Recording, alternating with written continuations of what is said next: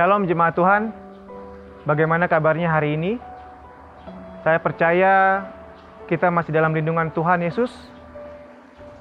Oleh karena itu kita tetap mengucap syukur di tengah pandemi sekarang ini. Kita masih bisa beribadah walaupun secara online dari rumah kita masing-masing untuk menunjukkan syukur kita kepada Tuhan. Apapun keadaan kita saat ini, kita mau melihat pernyataan Tuhan dalam hidup kita. Ebenezer. Kita akan memulai ibadah kita pada hari ini dan kita akan mengawalinya dengan saat teduh. Saya ajak kita semua untuk bersaat teduh. Saat teduh dimulai.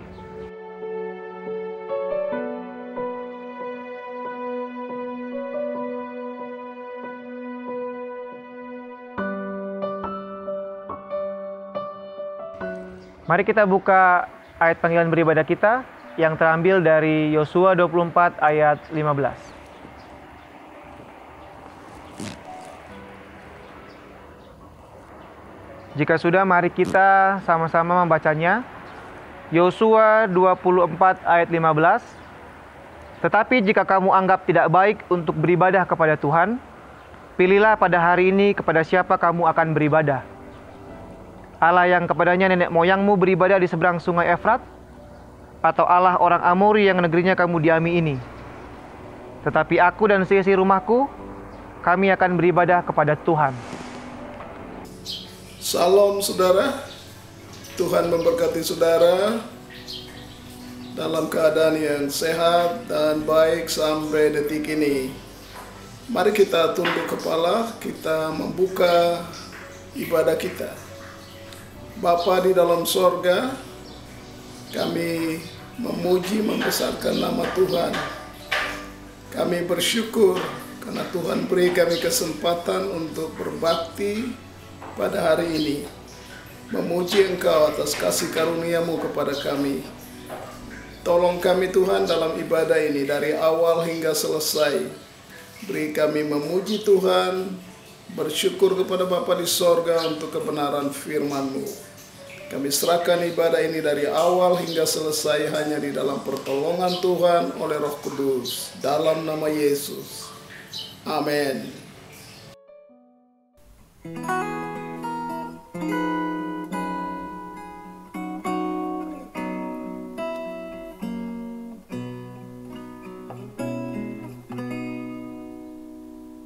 Besar setiamu Tuhan Bapa-Ku,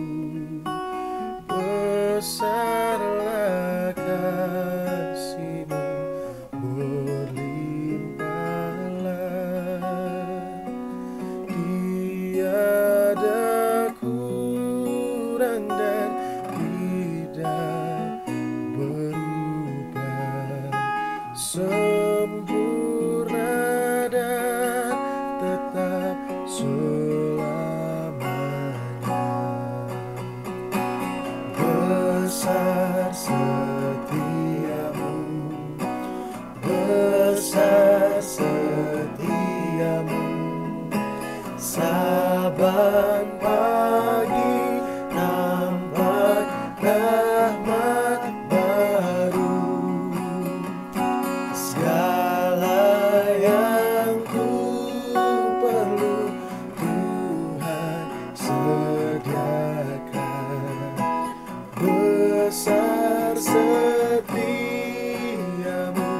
kepadaku.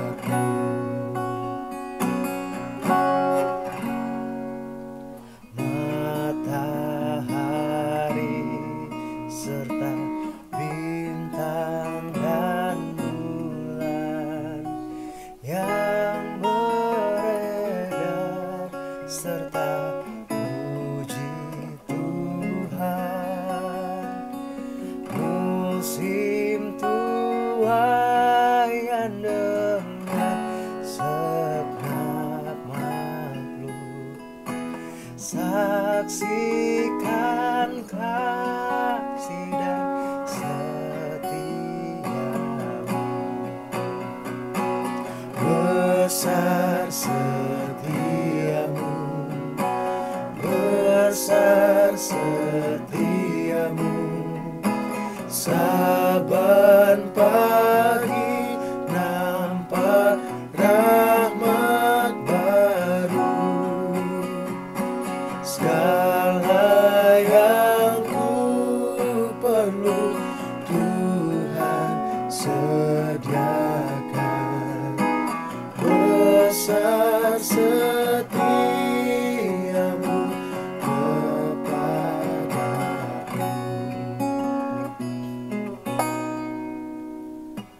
Dosa diampuni, tetap sentosa. Hadiratmu yang di penghiburan, kekuatan dan pengharapan tiap masa. Berkat besar dengan kelimpahan. Besar setiamu, besar setiamu. Saban pagi nampak rahmat baru. Segala yang ku perlu Tuhan sediakan. Besar setiamu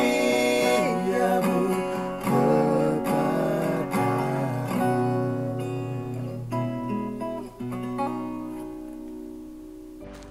Jemaat Tuhan, kita menyadari bahwa kita membutuhkan Tuhan setiap saat. Terlebih dalam situasi pandemi seperti sekarang ini, kita membutuhkan pertolongan Tuhan dalam hidup kita. Mari kita nyanyikan lagu cerita yang kedua sebagai persiapan kita mendengarkan firman Tuhan yang akan dibawakan oleh Pendeta Johnson Yoku.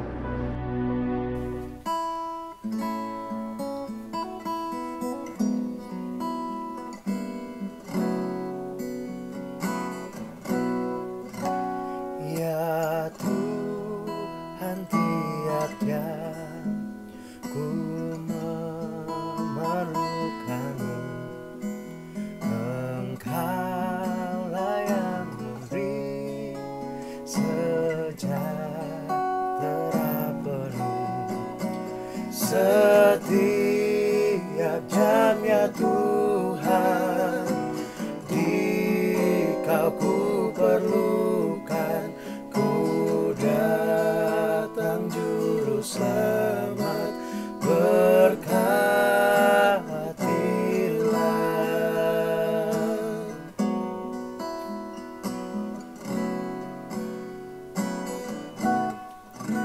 Ya Tuhan, tiap jam dampingi hamba-Mu.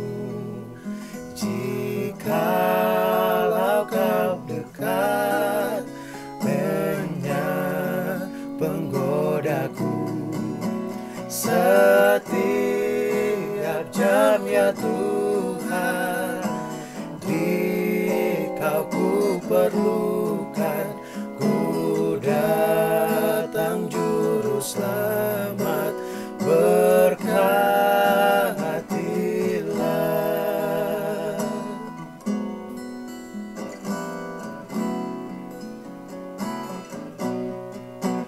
Ya Tuhan, tiap jam ajarkan maksud-Mu.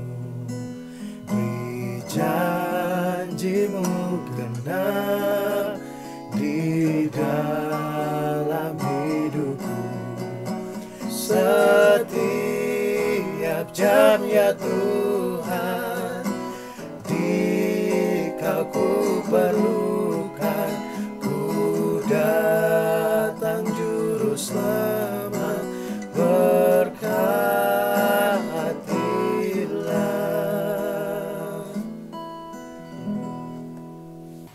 Saudara sekalian, kita akan belajar dari firman Tuhan pada hari ini Mari kita mohon pertolongan Tuhan. Bapa di sorga, kami siap untuk belajar dari sabda-Mu. Kami mohon Tuhan menolong kami supaya kami mengerti dan sanggup untuk melakukannya dalam hidup kami. Tolong kami untuk bertumbuh dalam iman kepada Kristus Yesus. Dalam nama Yesus, amin. Saudara sekalian, hari ini kita akan belajar dari firman Tuhan, yaitu dari hal berdoa, atau yang selalu kita kenal dengan doa Bapa Kami. Yesus mengajarkan banyak hal di dalam Injil Matius, mulai dari pasal 5 sampai pasal yang ke-7. Dan salah satu hal yang dia bicarakan secara khusus adalah tentang doa. Saya akan bagi materi ini dalam 3 bagian. Yang pertama adalah Allah diagung-agungkan. Kalau kita mengikuti ayat-ayat awal dari pasal 5, di sana Tuhan diagungkan. Mulai dari ayat 9 sampai ayat 10. Yesus mengajar banyak hal yang harus ada di dalam doa kita ketika kita menghadap Tuhan. Ayat 8 dari pasal 6 ini dia mengatakan begini, "Jadi janganlah kamu seperti mereka, karena Bapamu mengetahui apa yang kamu perlukan sebelum kamu minta kepadanya. Karena itu berdoalah demikian." Perhatikan hal pertama, Bapa kami yang di sorga. Apa yang dimaksud dengan Bapa kami? Allah diagung-agungkan. Bapa kami yang di sorga. Dan ini tidak ada dalam doa pada zaman perjanjian lama. Kata-kata seperti Bapa kami yang ada di sorga itu tidak ada. Dan itu baru mulai muncul mulai dari doa Bapa kami dalam perjanjian baru. Memang itu satu pengakuan kepada Tuhan. Tuhan Yesus anak Allah, dia sendiri mengajarkan hal ini kepada kita. Dan kita wajib mengikutinya. Kita mengagungkan Allah Bapanya yang ada di sorga. Namanya agung seperti pribadinya yang kudus dan mulia. Dari terbitnya matahari sampai terbenamnya matahari, namanya besar dan ajaib di antara suku-suku bangsa. Maliaki 1 ayat 11 mengatakan, "Namaku besar di antara bangsa-bangsa." Jadi Allah pencipta alam semesta, dan kita berasal dari Dia, kita akan kembali kepada Dia. Dia penguasa alam semesta. Semua makhluk di dalam kuasanya, hutan, gunung-gunung, lautan, samudra. Ayub berkata, "Tanganmu yang memberi aku, yang membentuk aku dalam tanganmu, membentuk aku dalam hidup ini, dan di dalam tanganmu terletak semua yang engkau ciptakan. Matahari dan bulan, bintang yang diteliti begitu jauh dari bumi ini ratusan tahun, dan itu Allah yang menciptakannya." Jadi ada begitu banyak hal yang kita harus memuji Bapa kita yang di sorga. Ayub pasal 12 berkata, "Dalam tangannya terletak nyawa segala yang hidup dan nafas setiap manusia." Bapa kami yang di sorga. Apa artinya?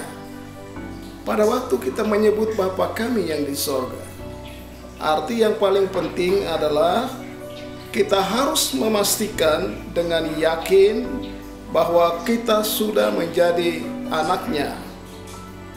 Benarkah kita sudah menjadi anaknya? Menjadi anak-anaknya? Itu harus kita pastikan. jika kita masih hidup di luar Kristus sebagai juru selamat kita, kita belum pantas untuk memanggil Dia Bapa kami yang di sorga. Kecuali kita harus membawa diri kita di hadapan Tuhan dan memastikan bahwa Dia adalah Bapa kita yang di sorga. Dan ayat berikutnya mengatakan, kuduskanlah namamu. Nama Allah harus diagungkan. Namanya sama halnya dengan pribadinya. Datanglah kerajaanmu. Kita agungkan segera bahwa Dia akan datang.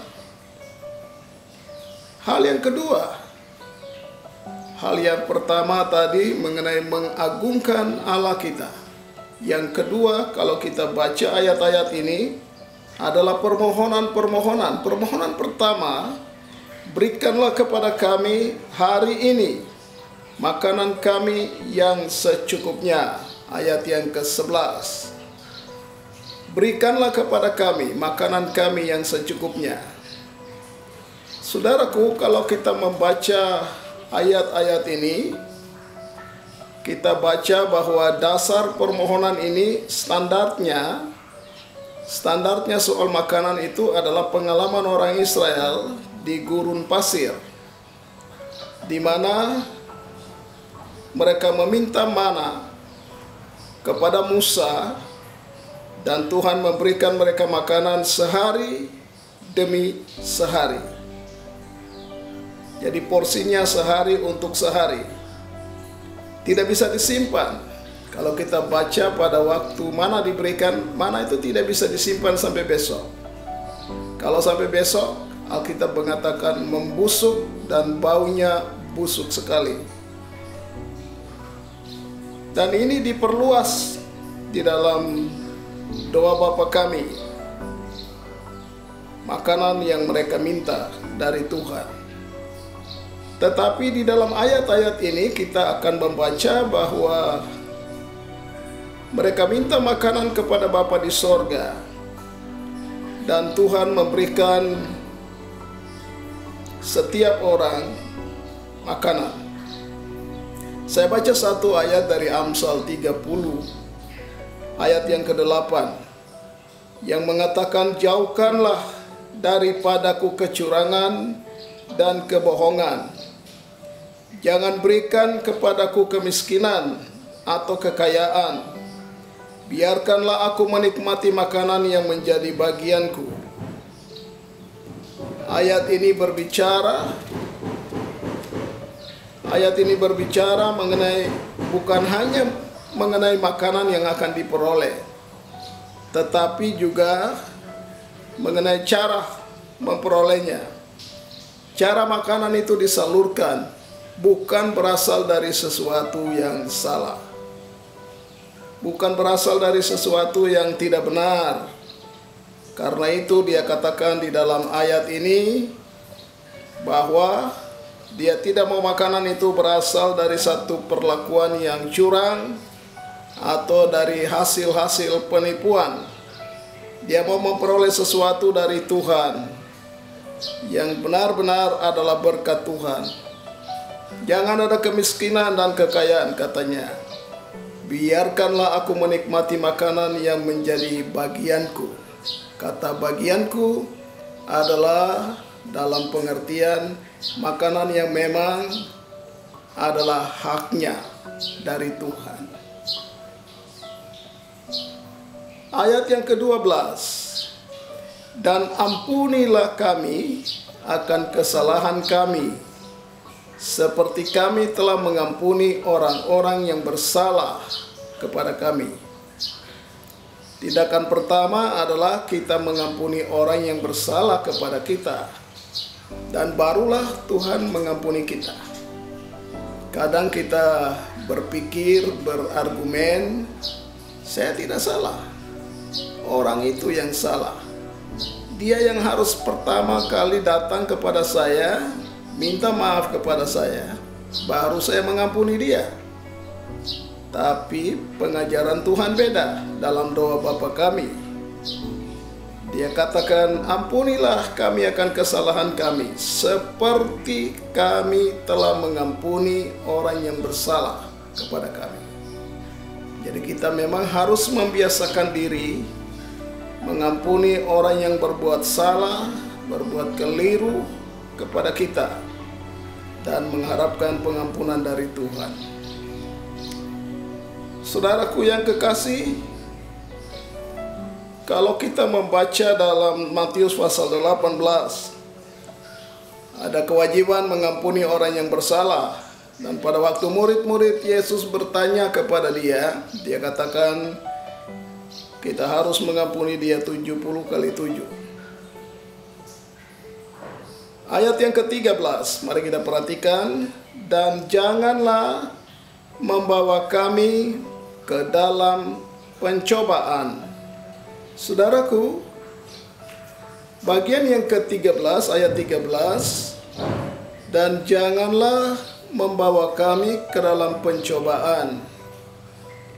Saya akan baca satu bagian dari Yohanes pasal 6, ayat 6, 8, dan 9.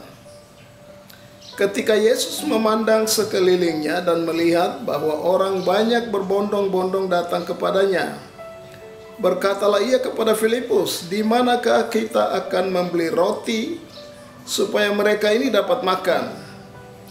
Ayat 6 berkata, hal itu dikatakannya untuk mencobai dia, sebab ia sendiri tahu apa yang hendak dilakukannya. Jawab Filipus kepadanya, roti seharga 200 dinar tidak akan cukup untuk mereka ini, sekalipun masing-masing mendapat sepotong kecil saja. Perhatikan saudara, dalam pengajaran ini jangan membawa kami ke dalam pencobaan. Jadi banyak orang selalu berkata bahwa Tuhan mencobai kita. Kenapa Tuhan membawa kita ke dalam pencobaan? Tuhan tidak pernah mencobai kita. Alkitab berkata bahwa banyak kali keinginan kita sendiri yang mencobai kita. Tetapi orang berkata ketika beberapa kelompok membaca ayat ini, Yohanes 6 ayat 6, 7, dan 8, bahwa Yesus berbicara kepada Filipus tatkala 5.000 orang itu sesudah mendengar khotbah dan mereka mesti pulang. Tapi Yesus mengatakan kamu harus memberi mereka makan. Dalam pasal lain, dalam Injil Matius dan Markus, kamu harus memberi mereka makan. Nah, Tuhan juga bicara kepada Filipus bahwa mereka harus memberi makan, mencari roti atau apa saja. Ayat 6 mengatakan hal itu dikatakannya untuk mencobai dia. Nah, kata mencobai ini yang orang katakan Tuhan mencobai. Kalau kita perhatikan, ayat berikutnya mengatakan sebab ia sendiri tahu apa yang hendak dilakukannya. Jadi Tuhan sebenarnya hanya seperti mengetes saja kepada Filipus, kepada murid-muridnya. Dia sendiri punya jawaban. Dia sudah memegang jawaban di tangannya. Dan sesudah mereka bahas, karena ada 2 murid lagi yang datang mengatakan bahwa roti seharga 200 dinar tidak cukup.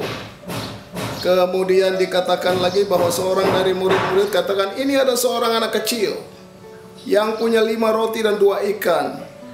Tetapi apa artinya untuk orang sebanyak ini? Jadi memang kita tidak bisa mengatakan Tuhan mencobai, karena Tuhan sendiri memegang jawaban untuk memberi mereka makan dengan caranya sendiri. Lalu Tuhan mengatakan, oke, kalau begitu suruh mereka duduk. Dan mujizat terjadi. Jadi Tuhan memang tidak pernah mencobai kita. Dia beri kita kesempatan untuk berpikir apa yang saya mesti lakukan. Sementara Dia sendiri punya jawaban untuk masalah-masalah kita. Dan kita tidak pernah dibiarkan untuk mengatasi sesuatu sendiri. Kalau memang kita sama sekali tidak bisa, kembalikan kepada Tuhan. Dan Dia memberi mereka makan. Lalu pada bagian terakhir, bagian terakhir dari pelajaran ini adalah satu doksologi pujian.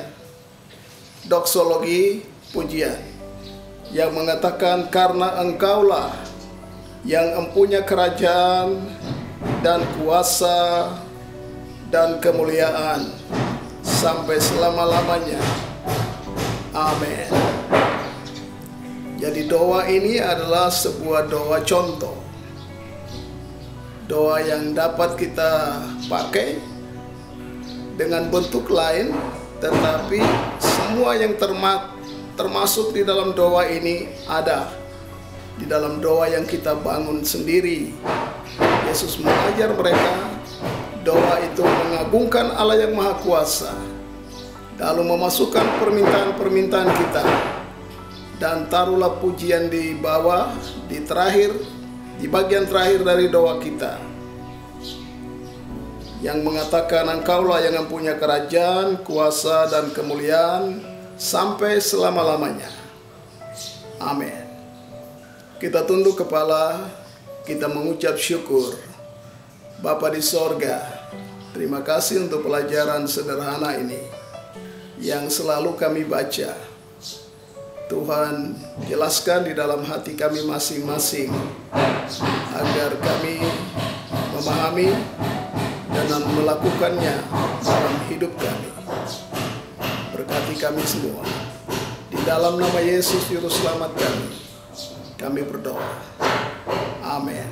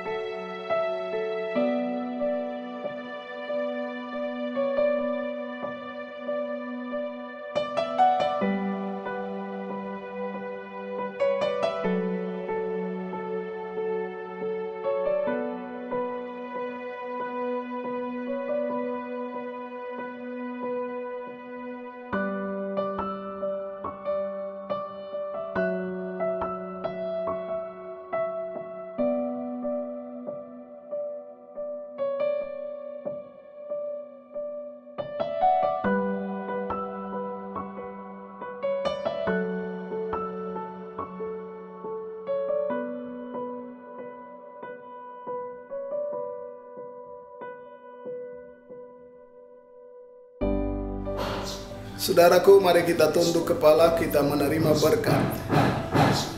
Bapa di sorga, kami datang ke hadirat-Mu.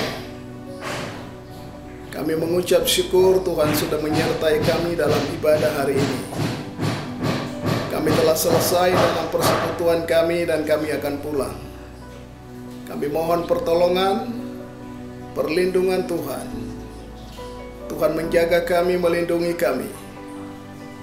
Dan kami percaya bahwa Tuhan, Engkau begitu setia. Berkati kami Bapa. Saudaraku, pulanglah dan terimalah berkat Tuhan. Kiranya berkat Allah menjaga, melindungi saudara. Kiranya kasih-Nya memelihara saudara mulai dari saat ini, turun-temurun, sampai Maranatha, Yesus datang. Amin. Jemaat Tuhan, demikianlah rangkaian ibadah kita saat ini.